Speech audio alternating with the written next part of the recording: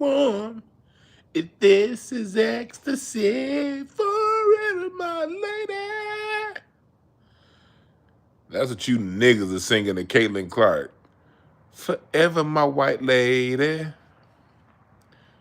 It's like a dream. What's up, y'all? We're gonna talk about this whole the situation. Let me start off by saying, y'all know me. I'm gonna say it like I always said. I can't find two fucks to give about women's basketball. All right. But like anything else, I like using what goes on in media to make social commentary as to how things work in life in America, and especially sports. Sports are a social dynamic in America. That's what sports is. Sports, it teaches you how to deal with things as the athlete. It teaches you how to strategize as the coach. And it teaches you how to monopolize as an owner. But as the fan, sports teaches you the way society is run along racial lines. And that's whether you're aware of it or not. Going back to Jack Johnson and the Man Law, the Man the Man Act of 1910, Jesse Owens in the Olympics, Muhammad Ali, Magic versus Bird. Sports is where racial divisions play out and racial themes. And every black person must read the ISIS papers by Dr. Francis Cress Welsing to really see how racialized sports really is. So we're starting off with that. What's up, everybody? Antoine Shorter, Felix Speaks, Willie Mays, Dre Day. Everybody up in here, can't get to everybody's Sinisters. Go. Appreciate all y'all. Shy Dinners, thank y'all for joining. So, again, this isn't necessarily about Angel Reese or Caitlin Clark or even RG3 and Ryan Clark. This is everyone we're talking about today, they're pawns on a bigger chessboard. Everyone we see, we're talking about, everyone is a pawn, but everyone's playing their part. And like the game of chess, it's white versus black. You have your black pawns, you have your white pawns, and then you have your puppet masters, your pawns, the people controlling the game, the wealthy elite through their media that they own. So always understand that's the backdrop for how I talk. I don't give a fuck if you like Caitlin Clark or Angel Reese. I don't care about either of them's game. WNBA women's basketball sucks, in my opinion. I don't give a damn if they put Michael Jordan in a dress. It's still gonna suck. It looks like they're playing basketball underwater. It just, But again, like I said, it's not about that. It's about the social dynamics being played out. So don't come up in this chat room talking about something, well, such and such is better than such and such. Shut up. It ain't about that. So shut up, listen, and we're going to talk about it. So basically, and I'm going to give you another backstory. Remember this. When you have Angel Reese versus Caitlin Clark, Angel Reese, the black woman, was sent to Chicago. Chicago is the capital of Black America. Always remember that.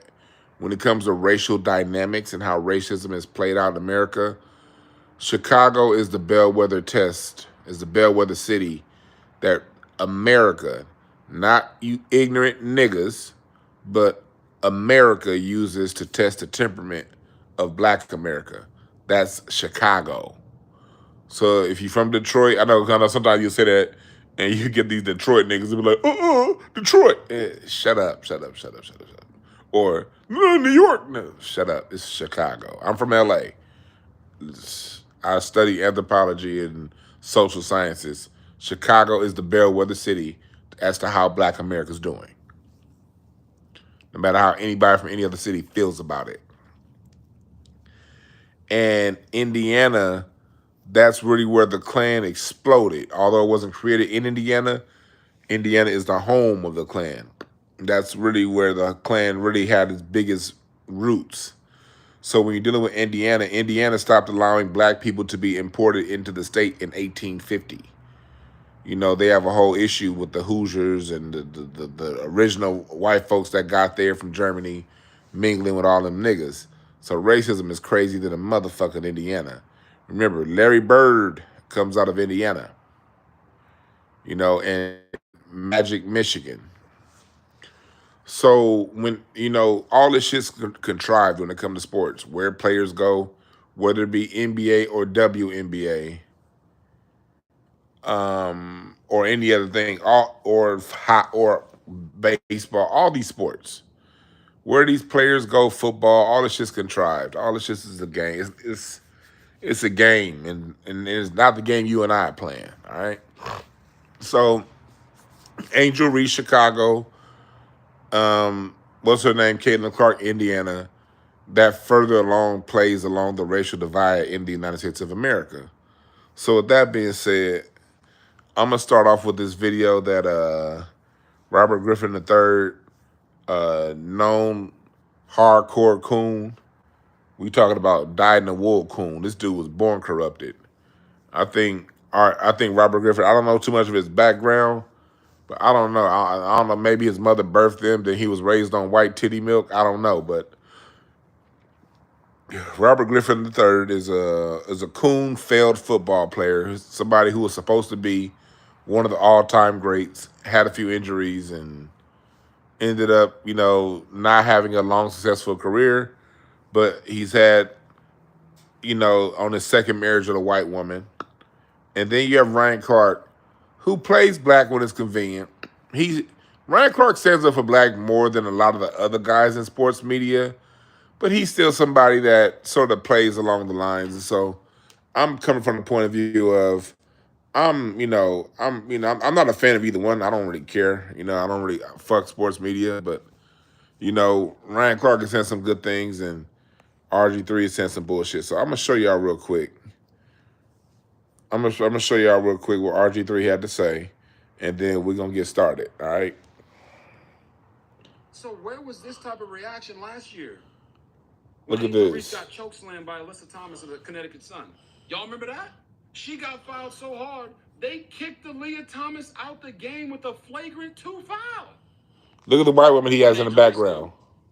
Nothing. She didn't get up and try to swing on her.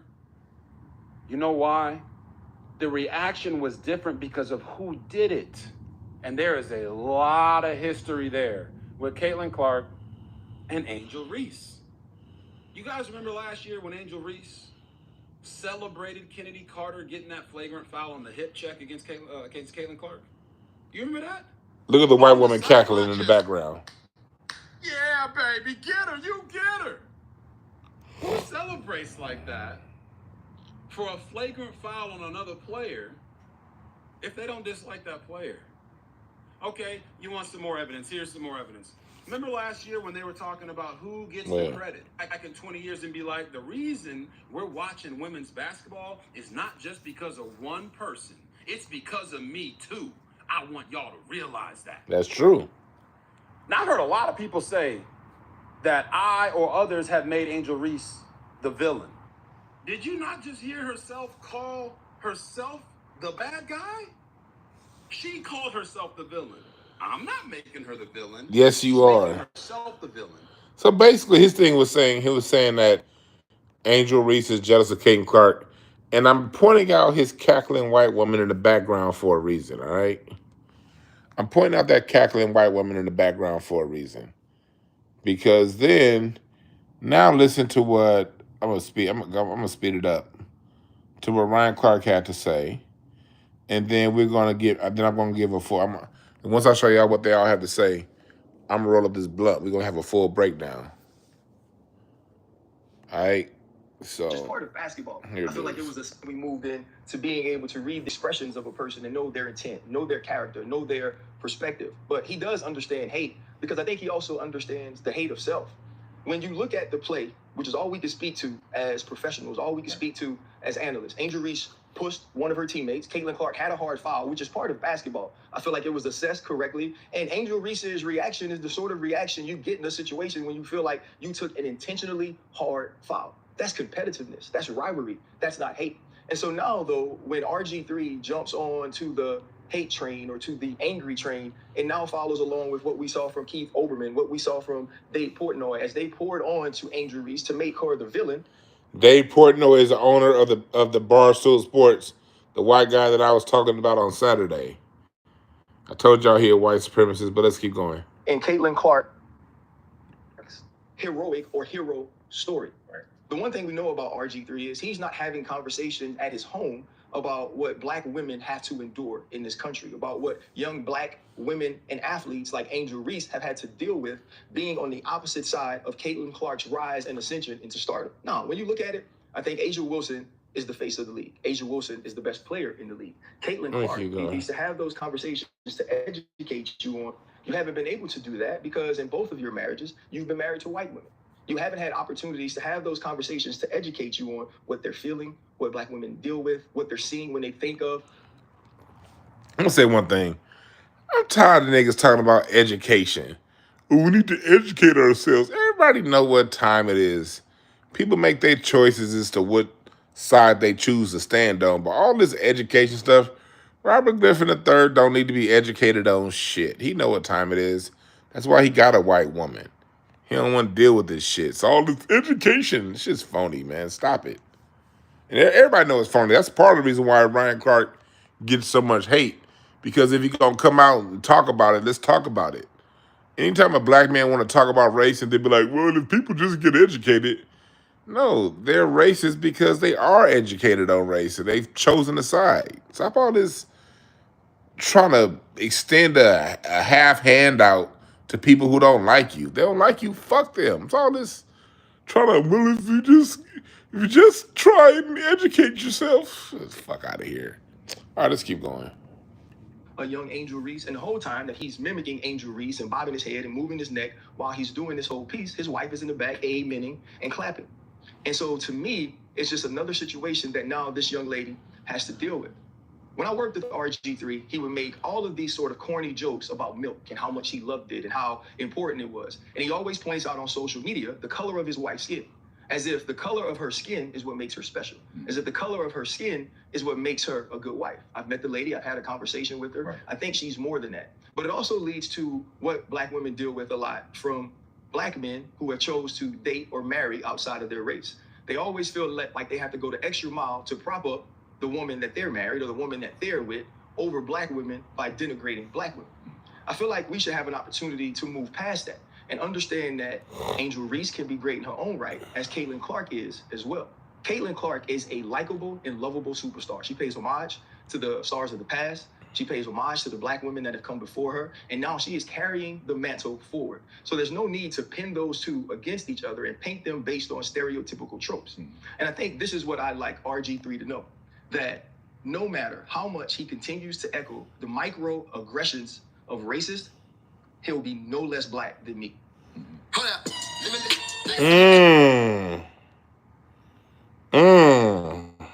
See, that hit home. He's mimicking racist microaggressions, and that bothered RG3. And so this is what Robert Griffin III does. And make sure y'all hit the like button. He then goes into making that move I don't respect. Remember Robert Griffin III in the first video I showed y'all, he had his white woman in the background, kickling and cackling. While he was talking about that black woman, Angel Reese, Robert Griffin III had his white woman in the background. See, let me tell you something. It's like the old rule in Black America when it comes to clowning. You grin, you win. You want to come around in the circle and laugh and grin and key and caw, you in. It's the reason why my wife isn't sitting next to me on anything that I do, because she's not a part of what I do. That's as a content creator, you understand that. My wife ain't a part of what I do, so she's never on camera because she has her world that has nothing to do with this online shit. If you bring your people into this online shit, it's going to be fair game. Same thing that what happened last year with Drake. When Drake threw his mom in the battle, was it Taylor Made? It was one of those. I think it was Taylor. One of them songs, whichever song it was. He said Rick Ross is being racist again. The minute Drake put his mom in the battle, that opened the door for Meet the Grams. And so RG3 put his wife in the middle of it by putting her on camera. So listen to his punk ass response. Yo, what's up, everybody? It's your boy RG3, and I just wanted to get on here and talk to you guys because there's been a lot of buzz, You see she's not back there now, right? Sports take that Angel Reese hates Caitlin Clark, which was purely based in basketball. But I think all of you know there's a line in life that you just simply don't cross. Wives and children are always off limits, and Ryan Clark has sprinted past that line. Ryan Clark didn't like. He's making it about his wife when he's the one that had that wife on that same couch there, that last video. You chose to have her there. My sports take that Angel Reese hates Caitlin Clark, and that's fine. It's okay. It's part of the game. Sports media, I'm going to have an opinion. This person might not agree with it. That person might not agree with it. But what you don't do is turn around and personally attack me and my family just because you don't agree with a sports opinion that is purely based off the sport. I didn't make it personal. But what that really shows is just how low of a person Ryan Clark is. But Ryan, you see that fake shit? That's what we don't respect right there. Right there is what we don't respect, homie. Because you, just on the previous video, got chokeslammed by Alyssa Thomas. This was foul on another player if they don't dislike that player. Okay, you want some more evidence? Here's some more evidence. Remember last year when they... Okay. And she's back there. Look at her. Evidence. Remember last year when they were talking about who gets the credit for the expansion and the eyeballs? So there you have it. You see right there with your own two eyes who's the buster. And so that takes us to where we are right now. And I'm about to roll this blunt and we're going to talk about it. In the meantime, go to DewanB.com. Go to DewanB.com for all your merchandise. We got the Black Music Month t-shirts up there for sale. All that good stuff. Got the Black Music Month t-shirts. We got my reading on breakthroughcards.com. We also got your reading and your all that good stuff at breakthroughcards.com. Your reports, I should say. I had 3. I'm doing 5 reports from over the weekend. So everybody that emailed me for a report, you'll be getting your report sometime either later tonight when I'm done my live or sometime in the morning, if you haven't gotten it already. But what's up, Scotty Jenkins? Just time for your drive. That's what's up. So anyway, so let's go into it. The great divide that's happening right now, and it's always been happening. See, again, sports is the medium used to play up and talk about racial tensions in America. And that's what they got us doing right now by talking about this. Because like I said before, I can't find 2 fucks to give about WNBA basketball. It sucks. The product sucks. I don't like it. Never liked it. I never will like it. It sucks. But with that being said, even though it sucks, with that being said, you know, they're using the whole race thing to play it up. What's up, DSB? Appreciate that. Make sure y'all hit the like button. And this is what we gotta have black men understand. Because I was having this conversation earlier with a comic that I'm really cool with, vet comic. And they were trying to say it's not about race. I'm like, look, brother, it's always about race.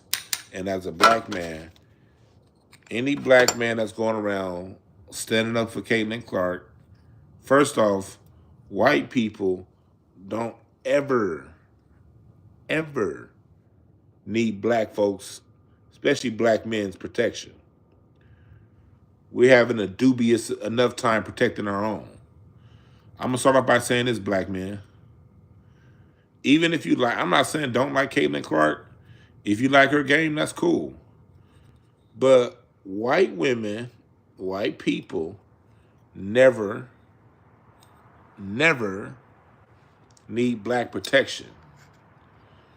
See, what that comes from is what Dr. Claude Anderson teaches us about about slavery, and that's meritorious manumission. See, it's a lot of black men that are manumission minded, not understanding that slavery is already over. You don't need meritorious manumission. You need to grow some nuts. See, what is meritorious manumission? See, in the days of slavery, you can get your freedom if you invented something a white person needed and wanted. You can get your freedom if you snitched on a black person planning a revolt. You can get your freedom if you help a white person and you help white people defend against an uprising of black people. These are all things that can get you manumission as a slave. See, what happens is a lot of people, what's the first thing people do when they talk about slavery and all that stuff? What's the first thing people bring up? They bring up the Willie Lynch letters. The Willie Lynch letters never existed. It's a fake. They didn't talk like that at that time. It came out back in the early 2000s that the Willie Lynch letters were a fake. And they were probably created sometime in the 60s or the 70s as a deep fake. Willie Lynch letters aren't our problem. Meritorious manumission is. Because when you're dealing with meritorious manumission, you're now dealing with survival. And when people are faced with survival, people are generally going to choose the option that's going to give them the greatest levels of freedom. And the manumission laws got put into place in the 1700s throughout different colonies. And those manumission laws are over 200 years embedded in our psyche as ways to get freedom.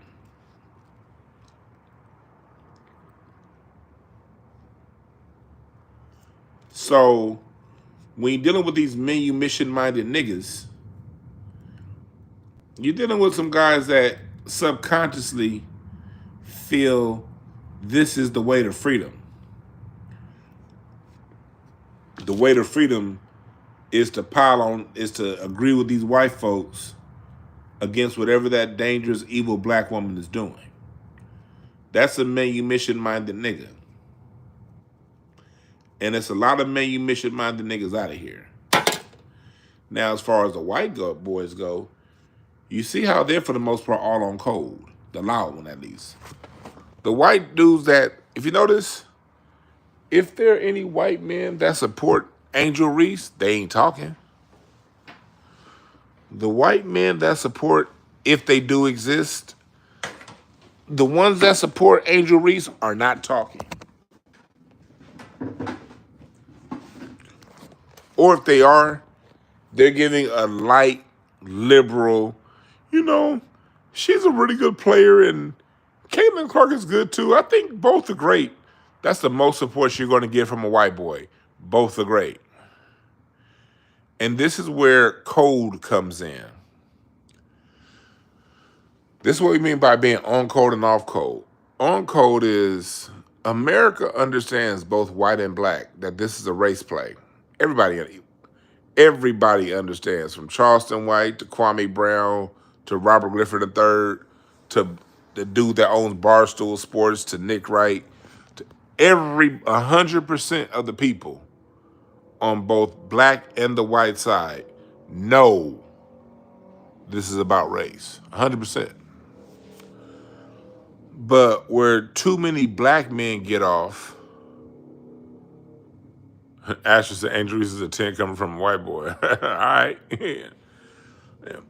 Where these black men get off is they feel a certain level of camaraderie and freedom with white men when it comes to attacking black women.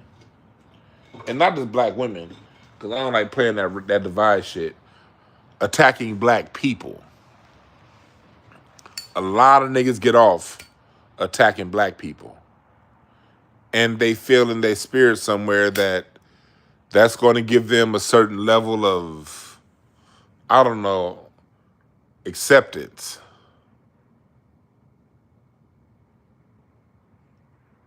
You know? And the white men know that if they go too hard for this black woman, they're going to have severe consequences to deal with within white society.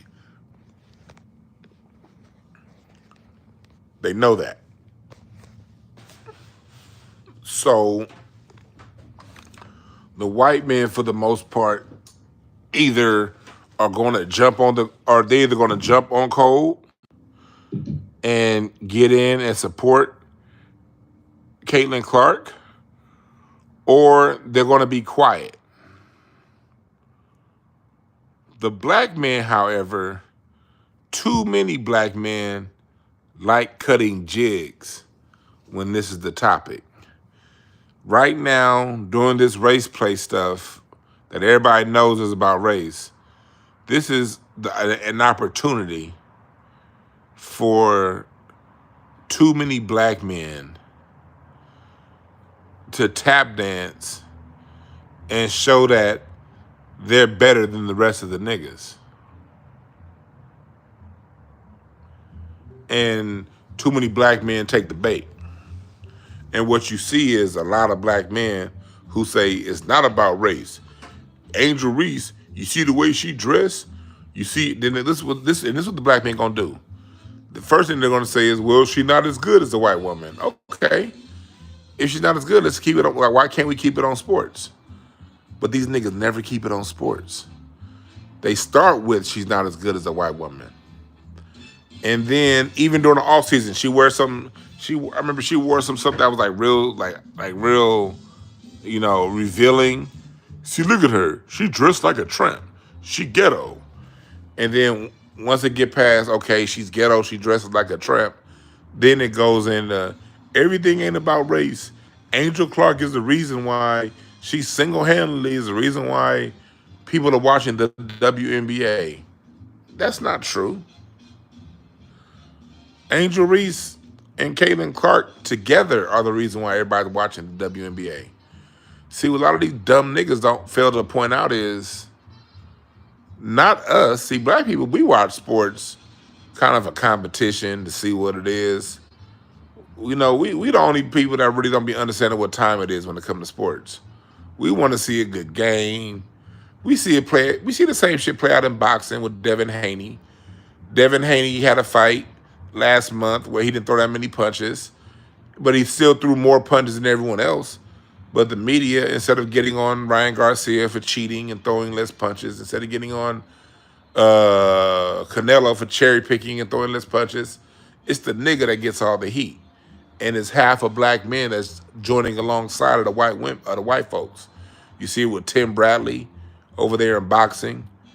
You saw it with Deontay Wilder versus Tyson Fury. No one gave a fuck about Tyson Fury until he fought Deontay Wilder. And you saw half of the niggas was the main ones. Man, Deontay Wilder ain't shit. Deontay Wilder ain't shit. Tyson Fury. And then the minute Tyson Fury wasn't fighting Deontay Wilder, them niggas didn't even know a goddamn boxing match was on.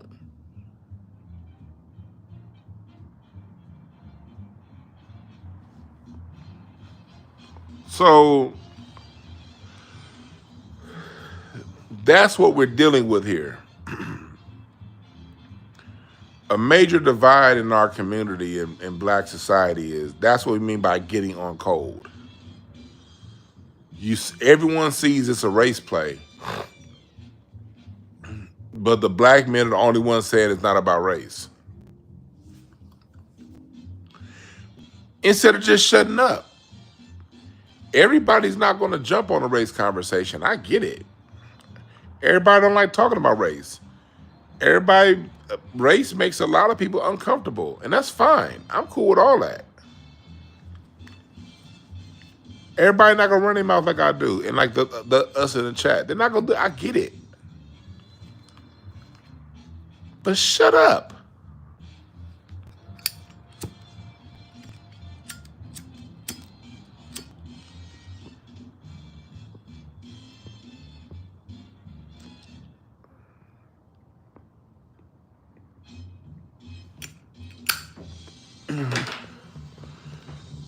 Listening to Convesi right now.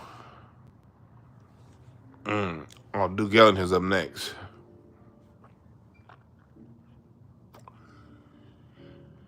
So that's what we mean by being on cold.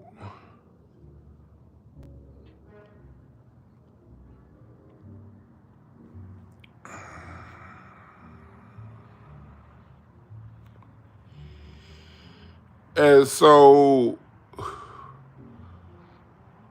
that's what is going on. And you cannot not say it's about race. It's always about race.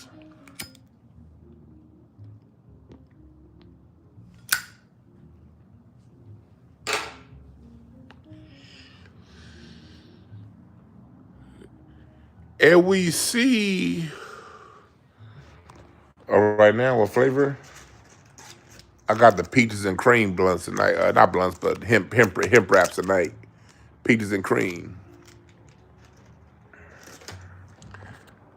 But we see the same thing going on in boxing. Look at what just happened. Look at what just happened. When Devin Haney initially lost to Ryan Garcia, the monkeys were out. Niggas was acting like straight up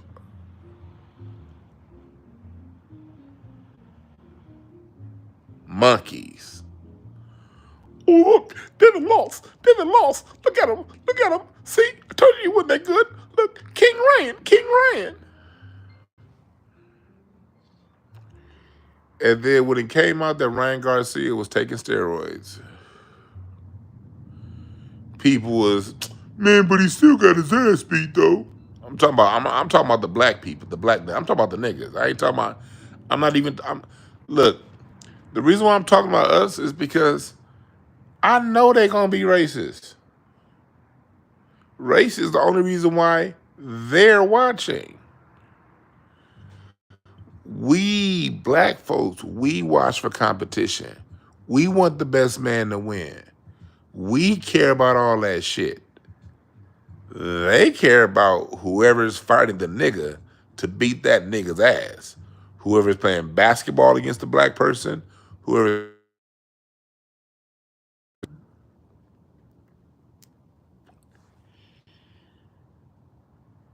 That's what they care about.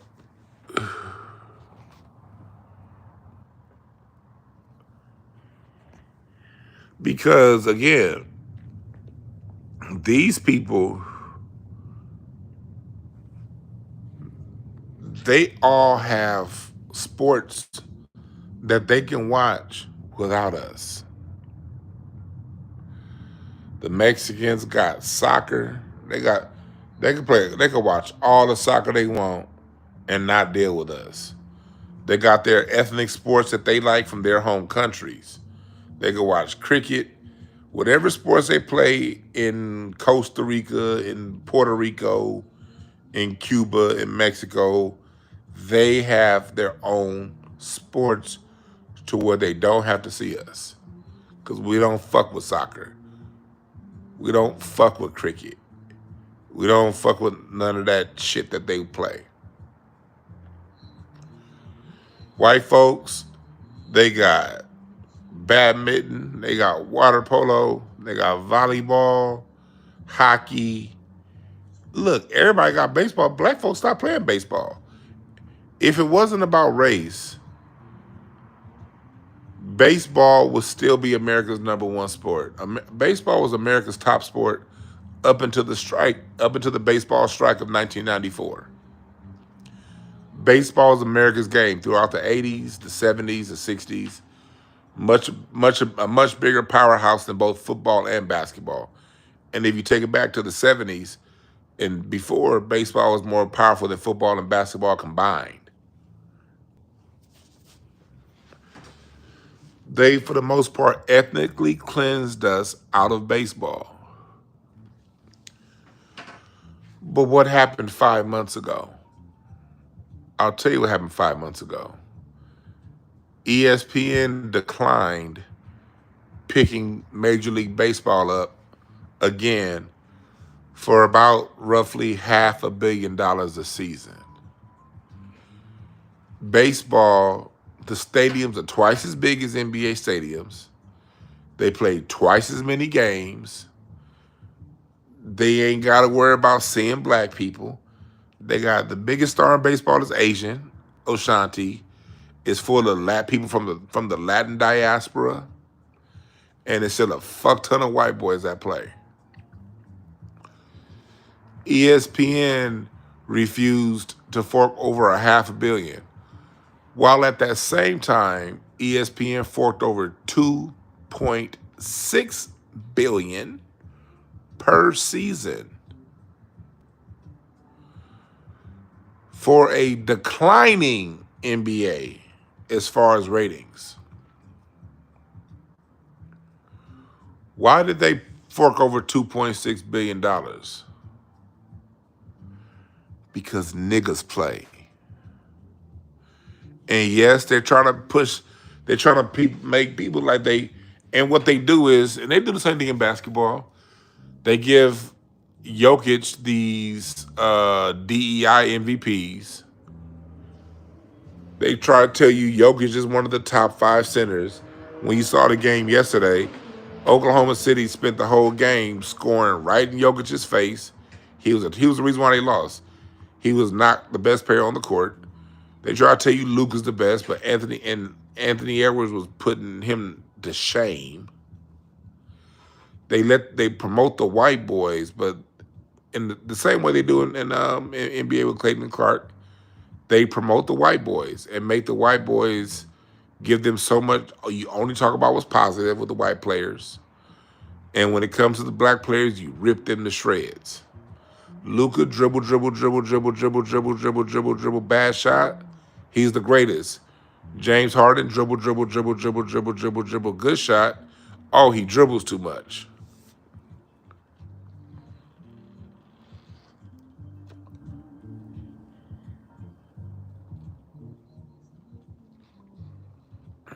And when they can't find a white boy to falsely elevate, they get a non-black American.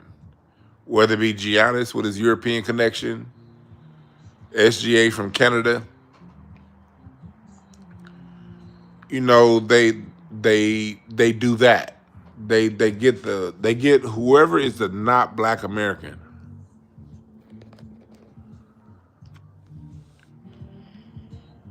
Yeah, they gonna do the same thing with Cooper Flag. Yep. Wemby. Yep.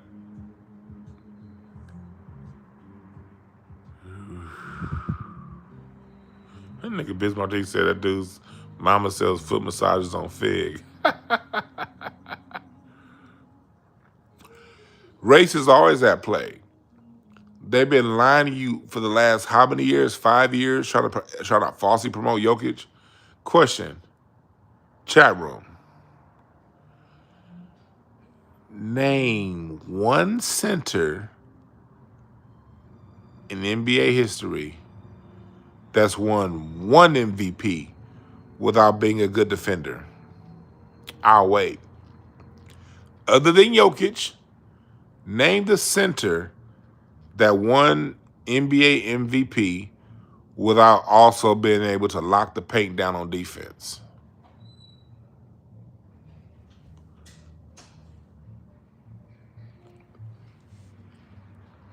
Willie Mays, you got the answer. It doesn't happen because the center is a defensive anchor. No matter how great you are offensively, if you can't play defense on center, you're a liability. Until Jokic came along.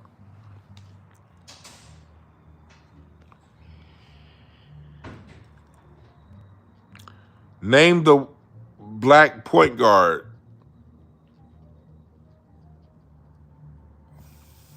that won MVP without being that played defense like Steve Nash. I'll wait.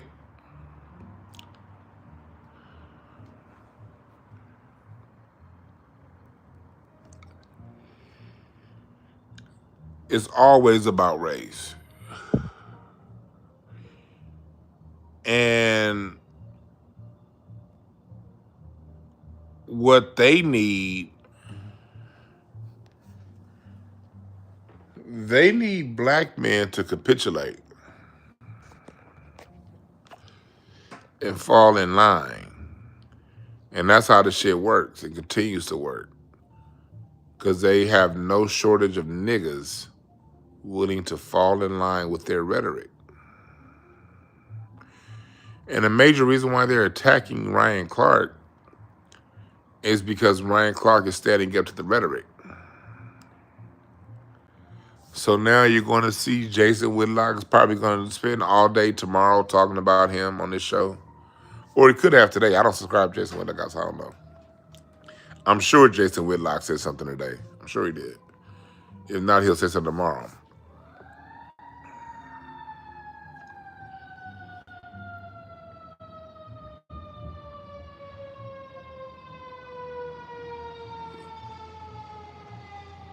Hell yeah, I'll take Kevin Johnson over Steve Nash. Yeah, that's not a debate. Of course not.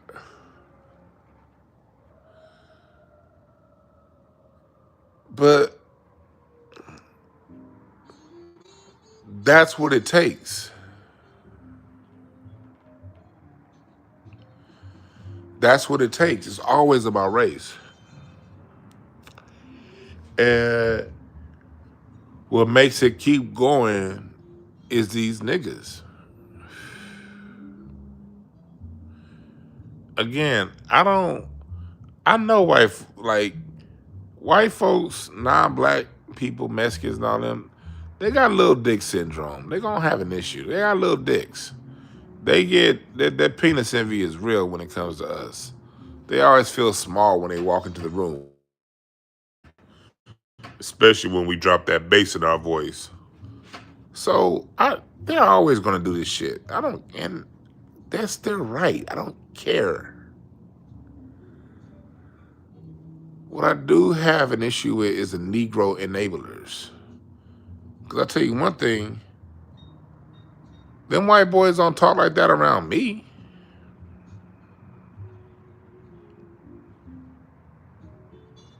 And it's not because I'm sitting around intimidating them. It's just, no, I'm going to speak the truth. The truth that everybody understands that most of y'all are dancing around. So people understand that they can't get that bullshit off around me, so they don't even try it. See, what they do is they come around, they test niggas. Are you going to capitulate? And if you do capitulate, they're going to be friends with you. He might even give you a TV show. But they don't respect you.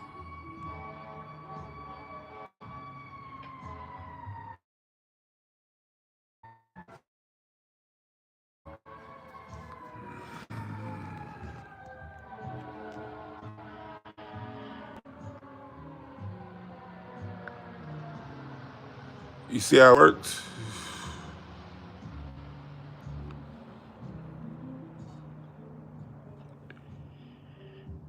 You see how it works? Now let's go into what RG3 LC was talking about. No, Ryan Clark. When Ryan Clark and RG3 were going back and forth at it, you know, Ryan Clark made it about education and how Robert Griffin III isn't educated because he has a white woman in his house. It's a two-part statement. One, we all look. What Ryan Clark really, what I think, these are my words, not his. What I think what Ryan Clark would say if he wasn't on camera would be, you got a white woman, you don't give a shit about what black women go through. You don't. But I don't think he wanted to say that, so he wanted to pull in the education part. You're not educated.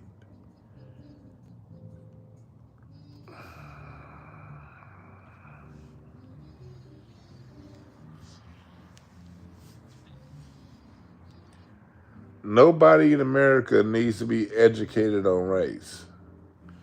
Everybody knows what it is. The only education people can use on race is if they read Needy Fuller Jr. Outside of that, people don't need to be educated.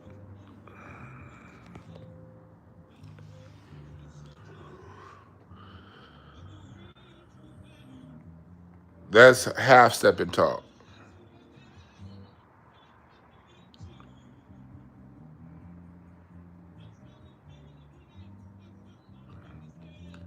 Y'all in here talking about Michael Jordan? Man, this topic ain't about Michael Jordan, man. Fuck Michael Jordan. Michael Jordan ain't the end all be all of basketball. See, I'm a basketball purist. Michael Jordan is using the market the NBA now. See, the NBA is smart in the fact that they know that no matter what how many games they play in the background, they better have a nigga out there. Like, remember back when Jordan played, that's when every team had like a mandatory white dude on every team that never got in the game. Players like Mike Schmirk and all them white boys. Mitch Kupchak on the Lakers. Every team had a white boy on the bench that never got playing time during the Michael Jordan 80s era into the early 90s. Yeah, that's what it was. But they knew they had to market this nigga. And that's what pushed the NBA past baseball.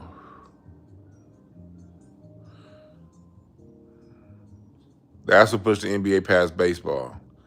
The NBA is still ahead of baseball because out of all the racist games they play with Jokic and Giannis and all these people, they understand that LeBron, number one, two, Steph Curry, they still got to be the faces of the league.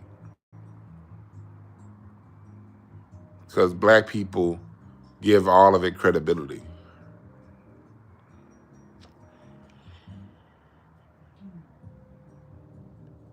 And that's the thing with white folks. These white folks, they're allowed to love one Negro. So they can only love one Negro at a time. That's how white supremacists operate. Michael Jordan, every ounce of love they have for black skin is going to be invested in Michael Jordan. That way they can feel that they're not racist and they can genuinely express love for black people through the vein of Michael Jordan, through the vein of LeBron James. And once they do that, they can now go around and shit on the rest of you niggas because they don't respect us as a whole group.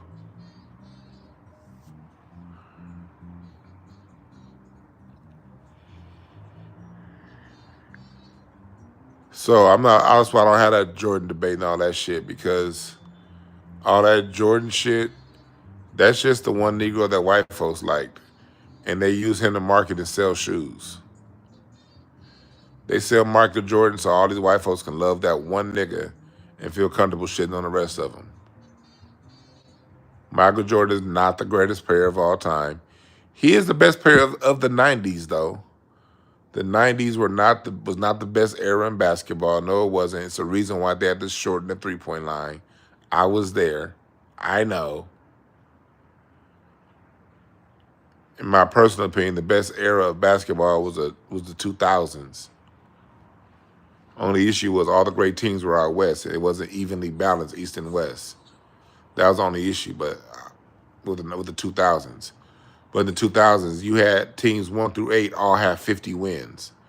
So that was the most competitive basketball because at least out west, the teams were more balanced, and you had superstars surrounded by great role player talent.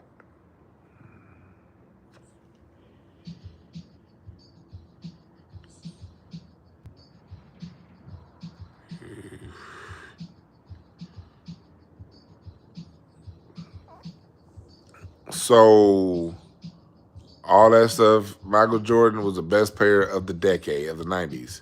Michael Jordan was around in the 80s, and he was getting walloped every year in the playoffs by Paul Pressey and the goddamn Milwaukee Bucks. He never beat Larry Bird, and Isaiah Thomas was whooping his ass every year.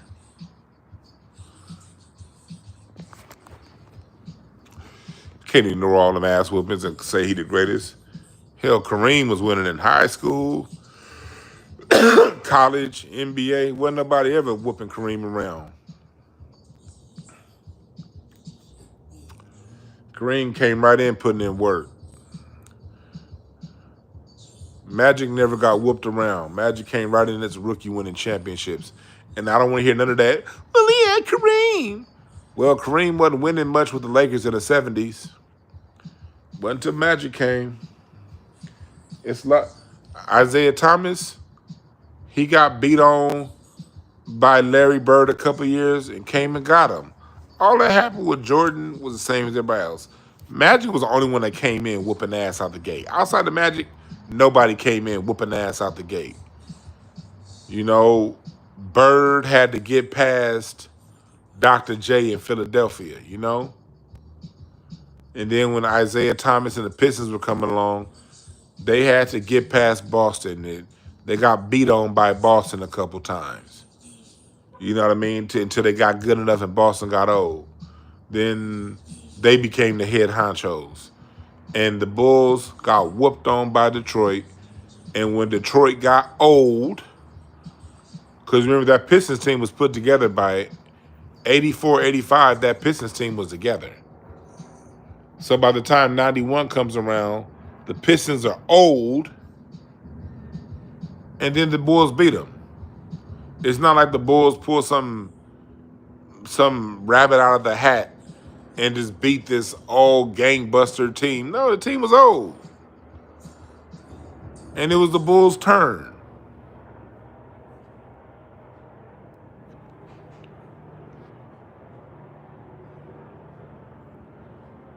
It was just the Bulls' turn. And the NBA was diluted in the 90s. You got 5 expansion teams, 1988, 88, 89. You get the Orlando Magic and the Miami Heat. Between 88 and 90, between those 3 years, you get the Orlando Magic, the Miami Heat, the Charlotte Hornets, the Minnesota Timberwolves. 4 new teams in like 2 seasons. So the NBA talent got dispersed. The expansion draft broke up a lot of good teams. And so what happened in the 90s, you had great superstars like Charles Barkley, like Reggie Miller, Patrick Ewing, Akeem Olajuwon, Mitch Richmond. These guys were great in their own right, but they didn't get somebody else on their level of greatness. They didn't get a role. They didn't have another player or 2 other players because the league wasn't concentrated. Stars were all over, but the stars had bad teams. And then in '95, you get the Vancouver Grizzlies and the Toronto Raptors in '94, '95. So now you're up to 6 new teams. And the Bulls were the first team to really have a deep roster during that time. And so while Reggie Miller's next best player is Aaron McKee. Jordan's next best player is Scottie fucking Pippen. While Patrick Ewing's next best player was just bagging groceries last month in the CBA, that's what they called it back then. John Starks. Ewing's second best player was John Starks. Olajuwon's second best player was Otis Thorpe, and he still won a ring.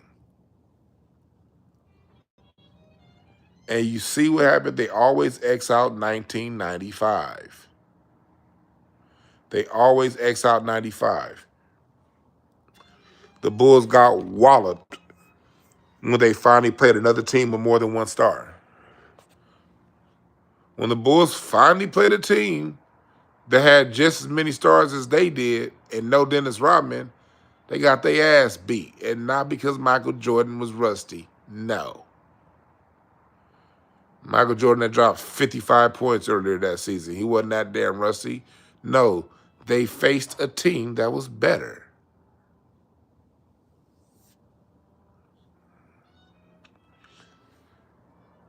How many rings would the Knicks have? There no MJ. Probably not. The Knicks weren't a good team. The Knicks weren't a good team. There was Ewing, Oakley, Anthony Mason, John Starks, Derek Harper. Couldn't none of them niggas get a shot on their own outside of Patrick Ewing? Every player I mentioned, none of them could get a shot on their own consistently. Meanwhile, Jordan got to, when Jordan would go, I used to watch these. See, the thing is, a lot of y'all be watching stats. I was watching them games in 92. Jordan would go to the bench, Bulls up 6, Scottie Pippen take over, Jordan get 5 minutes of rest. He comes back in the game. They was up 6 when they went to the bench. Now they're up 8 when he comes back in the game because Scottie Pippen was able to run that shit. Horace Grant. Patrick Ewing, when he would go to the bench, Reggie Miller, Charles Barkley, I can go down the line, David Robinson. David Robinson go to the bench. Patrick Ewing go to the bench. Knicks up 5. Patrick Ewing comes back in the game. Knicks down 2. Because the bench sucked.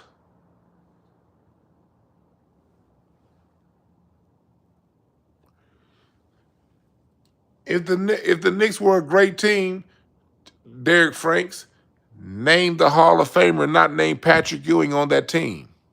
I'll wait. This is easy.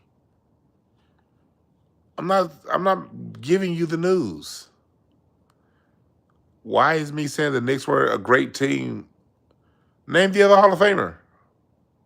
I'll wait. Starks wasn't even an all-star. Starks had 3 strong NBA seasons. Jonathan Starks, the year before they played against the Bulls in the playoffs, was bagging fucking groceries. Literally.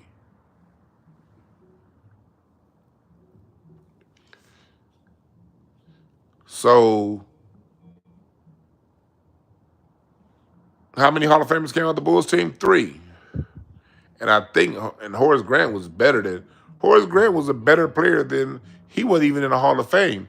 He was still a better player than Charles Oakley.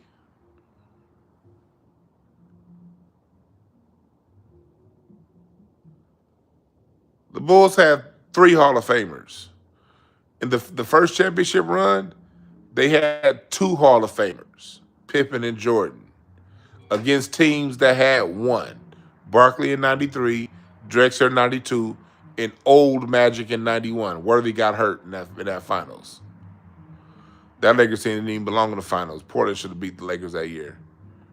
And then we look at the second championship run. That's 3 Hall of Famers versus 2. Well, Seattle, I think Shawn Kemp should be in the Hall of Fame. Even though he's not, I think he should be in it. So I'm going to count Shawn Kemp. But their second best player is Shawn Kemp. Gary Payton's number 1. But, you have Dennis Rodman, one of the greatest defensive power forwards of all time, to play against Shawn Kemp. And then the next year, you got Stockton and Malone. Oh, wow. The only player in the NBA that can guard Karl Malone one-on-one is who?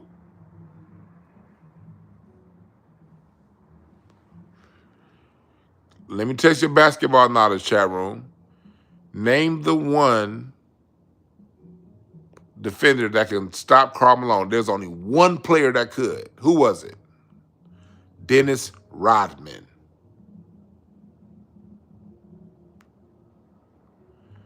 Dennis Rodman. You literally have the only player that can guard Karl Malone one-on-one. You don't have to double team Karl Malone.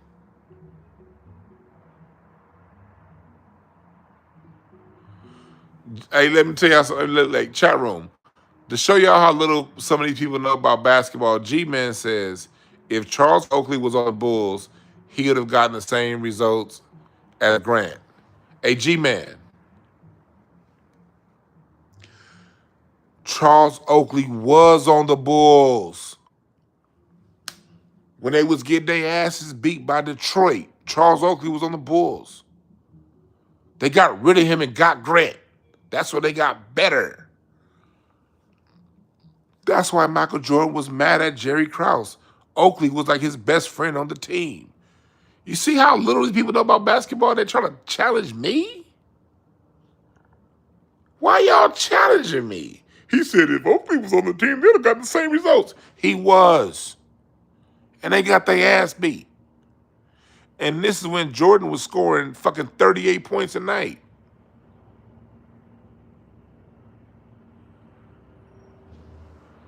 This was Jordan that was jumping from the free throw line, nigga, in the third quarter.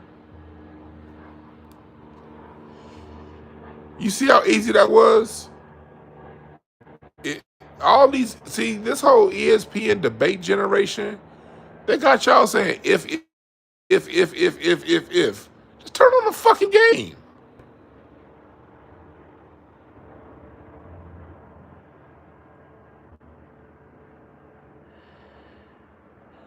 If LeBron was to go, LeBron should have won 8 championships. LeBron should have won 8. But he's not who they say he is. LeBron's the greatest role player of all time. He's the greatest number 2 of all time. He said they're all ballers, right? Everything I said proves what I said. Jordan was the best player of the 90s. Magic was the best player of the 80s. Kareem was the best player of the 70s. Wilt was the best player of the 60s, although Russell was the greatest champion winner of the 60s. George Mikan was the best player of the 50s. Kobe was the best player of the 2000s.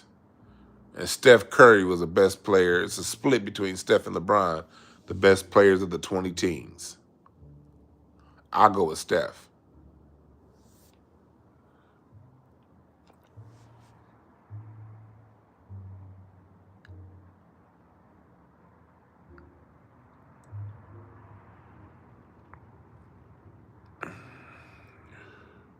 See, what people like G-Man don't understand is basketball is a game of skill sets and chemistry.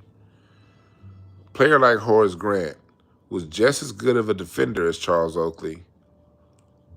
I think he was like an inch taller than Oakley. I think Horace Grant was 6'10". Oak was 6'7", 6'8". Grant was slightly taller than Oakley.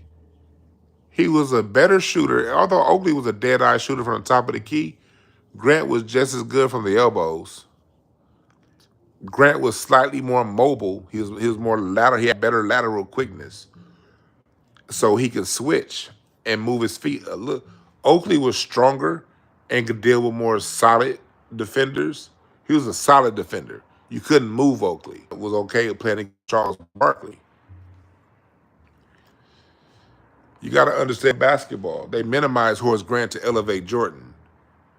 This is how great Horace Grant was. Horace Grant left the Bulls. Then he went to Orlando and beat the Bulls. That's Horace Grant. Remember, he was on the 95 Magic. And when that didn't work out, when they got swept by Houston, Old Horace Grant comes to the Lakers during the Shaq Kobe years, and the greatest run the Lakers had was the year Horace Grant played. No coincidence. The Lakers went 15-1 in the 2001 NBA playoffs, which was the year Horace Grant played. He had a higher basketball IQ than Oakley.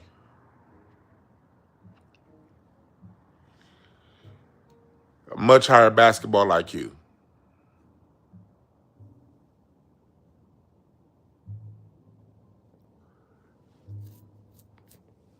But one thing they don't do in sports is they don't like talking about basketball IQ with black players. They'll call Jokic and Steve Nash and John Stockton and Mark Price, they'll call them smart all day. But when you're dealing with a smart nigga, oh yeah, we just not gonna talk about that. I saw them say something in that Denver series versus the Clippers in the first round. Mike Breen said Jokic is one of the smartest defenders in the NBA. They couldn't, no one in the world would ever lie and say he's a good defender. So they turned around and said, oh, he's one of the smartest defenders. Like, what? What is smart defender? Horace Grant was a fucking genius on the court, but they're never going to highlight black genius. So they just don't mention Horace Grant. And they leave it to people who don't know basketball to say, well, the stats, he only had 6.3 rebounds and 7.2 points and 1.2 assists, so he must not have been that good. Yeah, but did you watch all the intangible plays that player made to get that ball in the basket for Michael Jordan? I'll wait.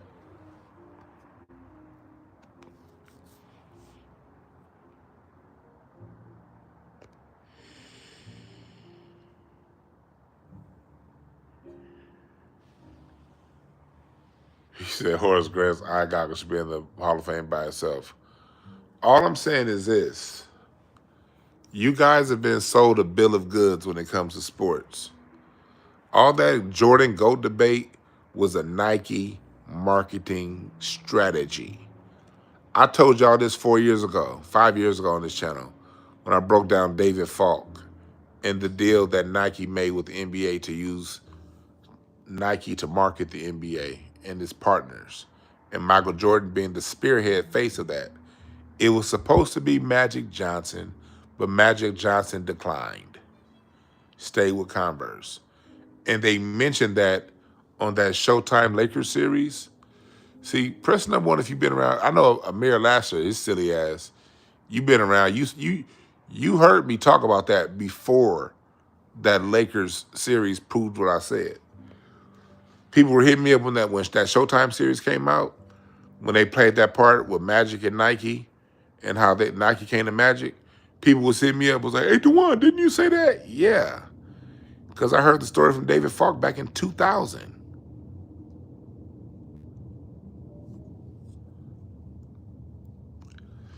That was a Nike marketing ploy, this whole GOAT debate. That's all it is. There is no greatest player of all time. You have certain players that dominated a 5, 6, 7, 8 year stretch more than others. You have certain players that dominated a decade, and every decade somebody new dominates that decade. So far this decade, no one's been dominant. No one's dominant so far this decade.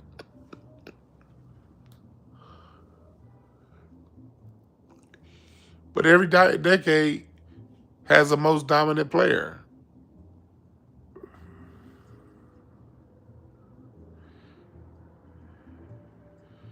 Yeah, Felix Speak said MJ's been the GOAT since 1988. And you know what happened in 1988?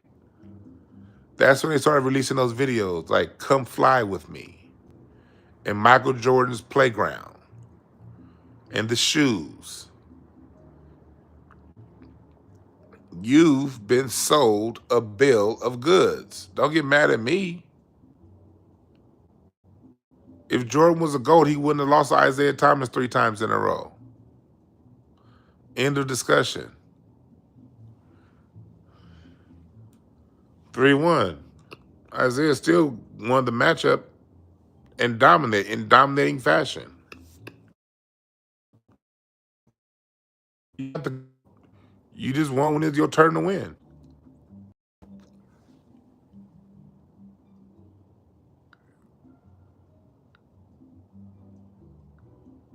I mean, yeah, that's why this is Nike propaganda. You've been sold a bill of goods. You're the mark. Remember that. When you think LeBron is a GOAT or Jordan is a GOAT and this and that, you're just the mark. Question. Ask yourself this. Why don't they have these debates in football?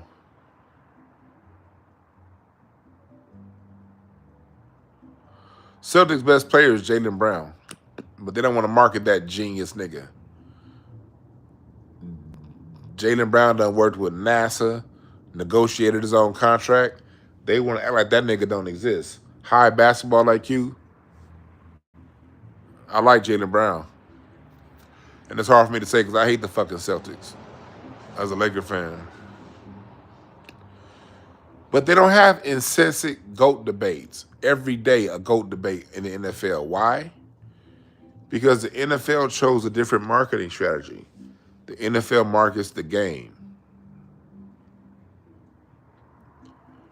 The NFL markets the game itself and teams. And you can have a discussion between back when they were playing in the 2000s when I watched. We're talking 2006 when they're both in their prime. Tom Brady and Peyton Manning. And the whole argument will be about what each one does great.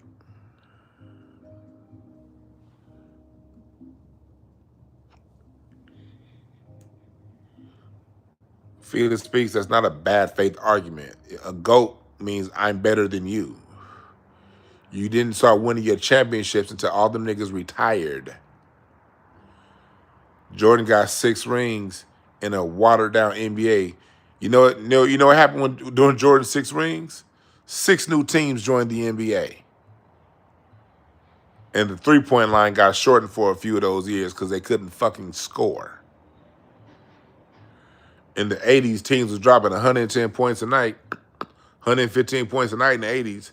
90s, teams are now dropping 92 points a night. It's a bad product. NBA was watered down and Jordan had the best team. Jordan won when he had the best team. Jordan never beat a team that was better than his. How you gonna be the GOAT and you never beat a team that was better than you? Answer that. See, you can't just throw numbers to a smart person. A smart person like me knows how to analyze numbers. All numbers are to be analyzed. And if you tell me not to analyze numbers, then you're breaking the rules of statistics.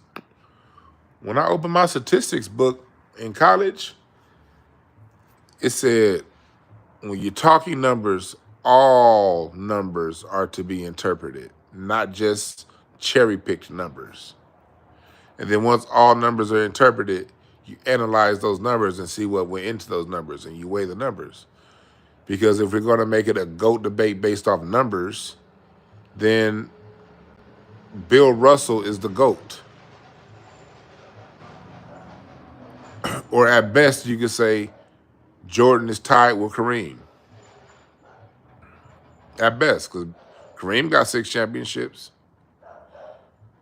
But they tailor and cherry pick numbers. Why? To sell you a story. Read a book by Michael, I think it's by Michael Huff, How to Lie with Statistics. The easiest way to lie to somebody is with numbers. Yeah, Robert only has 7. The easiest way to lie to somebody is with numbers. You want to lie to somebody? Give them numbers. That's how rhetoric works. That's how it works when you want to go buy a car. What happens when you want to go buy a car? What's the first thing they're going to do? They're going to, after you test drive it, they're going to start just inundating you with numbers. How much does this car cost? This car costs $38,000. And so, okay, let's go. Let's go talk about the first thing they're gonna do is they're gonna bring you a paper, and it's gonna have numbers on it. You can pay this much a month, that much a month, that much a month. But then you pull your calculator out, and I remember I did this with one of my cars that I bought. I pulled the calculator out. The number on the car said I was buying this car at the time. I think it was like $38,000. I was buying this car. When I took the payments, and I'm not even talking about amortizing the interest over the years of the payments. Take the interest out. I did the payments, and I was paying $41,000 for the car, not $38,000. And that's when I took out the interest.